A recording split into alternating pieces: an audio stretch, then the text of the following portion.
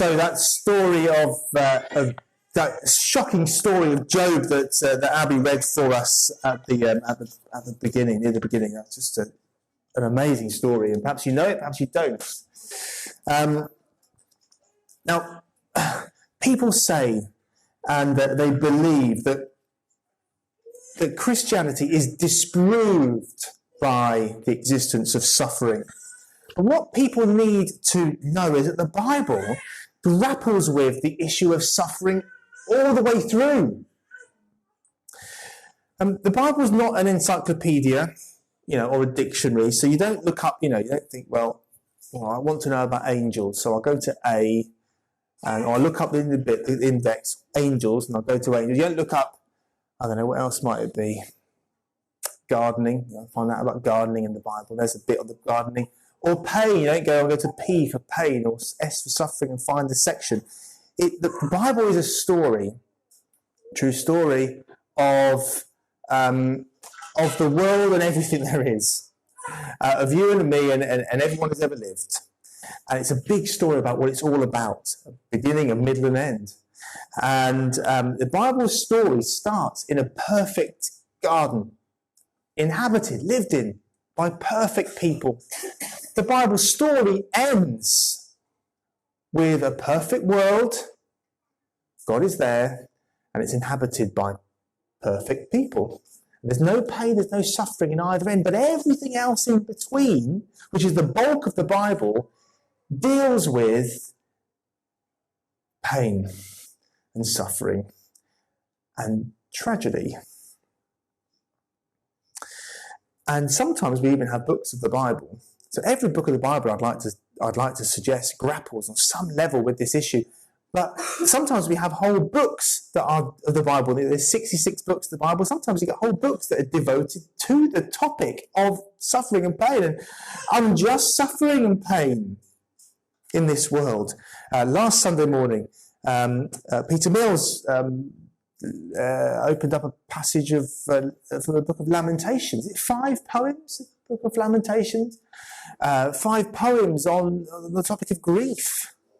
And here in the passage that Abby read, the Book of Job, and it disengages on a very deep level with this topic of unjust suffering that seems unfair, unjustified, undeserved.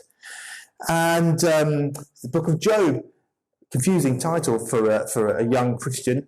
Before I ever looked at the Book of Job, and I was convinced I thought it said Job, and perhaps you thought it said Job as well, but it's Job, and it's just one of the great pieces of literature throughout history, and it's on this topic of suffering. Job is told at the beginning of Job's story that we are told that he is a righteous man. Now, it means. It doesn't. Sometimes in the Bible, the word righteous means literally, perfect, in the sense of never done anything wrong, nothing that would contravene, would break God's expectations and requirements. It doesn't mean it in that sense. Job isn't that kind of righteous, but he's upstanding. He's a really good man, right? He's a good fella. You'd want to be Job's friend, a nice bloke, a righteous man, upstanding man. He's a wealthy man too. He has lots of, in our day and age, what would he have? He might have a few cars. He might have quite a big house and a big piece of land or something like that. Job's got lots of animals. He was a very wealthy man. He had lots of animals, a big piece of land on which to farm the animals. And he had a big family. Now again, we sort of tend to have smaller families. Don't look too closely at me before, but we tend to have smaller families, don't we, in the Western world? But he had lots of children too. So he was a man who was blessed by God. God and Job must have had this wonderful relationship. Look at how wealthy he is. Look at his family. A man blessed by God. But Job basically loses everything. In no time at all, he loses everything. His possessions, his wealth, his children. And his wife survived, but his wife scolds him. You useless man, Job. And Job sat, because she thinks it's his fault somehow. And he's left sitting there, sort of scratching his sores in the dust. It's a dramatic and sudden reversal for Job. From being on top of the world just sitting, scratching himself in the dust, just despairing, just tragic. Now, why? Why does this happen? It's an incredible book. We ought to study it perhaps in some detail as a church family one day. But why would a good man, a righteous man, suffer like this? Now, Job never really finds out. He does find stuff out, but he didn't find out what we find out. Because we, the reader, we've had a line into the heavenly realms, haven't we? We get to hear a discussion between God and Satan. Just incredible thought, isn't it? But that's what we get to hear. And the devil's basic line is this. This is his line to God. Listen, God, Job only loves you. He only obeys you because you've given him lots of good things. He loves you for what he can get from you. He loves you for what he's got. If you took those things away from him, he would curse you. He doesn't love you, God. He loves what he gets from you. And so God says to the devil, he says, okay, all right, let's put him to the test. Let's find out, shall we? And he sort of sets some parameters around what the devil can do. So you can take his possessions, wealth, you can take his children. Don't touch him. There's a limit on what the devil can do, what God allows. But God sets these limits, and off the devil goes and does it. And so we know, we may not like it, but we know why. We know what's going on. Why is Job, this righteous man, suffering in this way? Why is Job suffering this way? Because God is going to take Job from this maybe it's genuine, but maybe slightly superficial faith that he has, to a far deeper, far more profound, far more genuine understanding of God and love for God and a knowledge of God that will be far more meaningful to him and far more precious to him and far more important to him than anything else, even his own children. So the argument of the book, the argument of Christianity, is that it is ultimately far, far, far more important and far more liberating and satisfying to know God and to be driven into his love, to be driven deep into God. That is far more satisfying, far more important than anything else, because that is ultimately what we are designed for. We are not designed ultimately for happiness. That big banner, Chernobyl, people around us today. What my training course up in Leeds? What are we living here for? For happiness. The Bible doesn't say you are made for happiness. It says you are made for knowledge of God. Now, important to say, knowing God makes us very, very happy. It's not that God doesn't want us to be happy. He makes us He wants us to be far happier than the happiness this world offers, that communism offers, that our modern society offers. Far happier, but that comes from a deep, deep knowledge of God. And so you say, as you think about the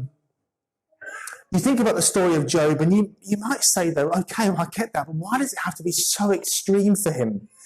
And you see, Job has these friends, these comforters, there's three in the main, these three so-called comforters, and they come and sit with him. The bulk of the book of Job is his friends telling him why this has all happened.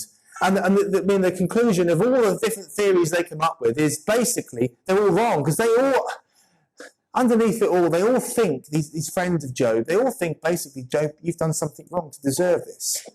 You deserve this punishment. And that just turns Job inside out. Because he hasn't done any, he's not perfect, but he's a righteous man. He's a good man who loves God and loves others. And he is what we might say suffering unjustly. It appears to be unjust. So why does it have to be so bad for Job? Now, our modern society, our modern age, says there is no purpose in suffering. But Christianity shows that there's a deep and powerful purpose in suffering. Job is going to be driven into the knowledge and love of God in a way that he would never have imagined had any of that not happened to him. And what's more, of course, is that through Job's experience, millions and millions of people throughout the world, throughout history, would be comforted in their pain, in their distress, as they read his story, as they meditate upon Job's experience. And so our culture, the world we are living in today, your friends, your neighbours, your family, they're all living in this world with this problem of unjust suffering. And they say to us, and you might come here this morning, and it's an honest, genuinely good question, you might say, why wouldn't all-powerful, all-loving God allow this suffering? That God cannot exist. Look at the suffering. But there are two problems at least with that. Two problems. One is that they've assumed. It makes the assumption that suffering is unjust. And let me just say, I want to say this, that Christianity doesn't go along with that entirely. Because Christianity wants to say, well, yes, there are most deep sort of experiences of suffering that we have aren't the result of some wrong that we have done. That's not how it works. God isn't doling out punishments. You've done that, then you could suffer that. That's not how it tends to work. But in a general sense, the whole of humanity has turned against God, has rebelled against God. And in a general sense, God has put this world under judgment. And it's that God putting the world under judgment that means that there is suffering and pain in the world that we all experience. Some people will experience it more than others. That's the first thing we must say that. But the second thing we want to say is that suffering seems unjust, so unjust to our friends and our families who are around us who are not Christians. It seems so unjust because what's happened is our society has said that happiness is the be-all and end-all. So people may not have thought it through, but that's what they're living for.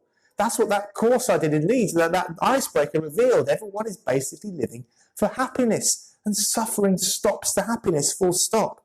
Christianity says there is something far greater, far more important than happiness to be had in this life. Or I might say there is a greater happiness to be had that you would never believe. There is something bigger going on. There is a spiritual reality. There is much more beyond death. And suffering in this life can prepare us for the life that is to come. And it can grow us in this life spiritually in terms of building and refining our character, our soul, changing our hearts, making us into different, better, happier, more content, more joyful people.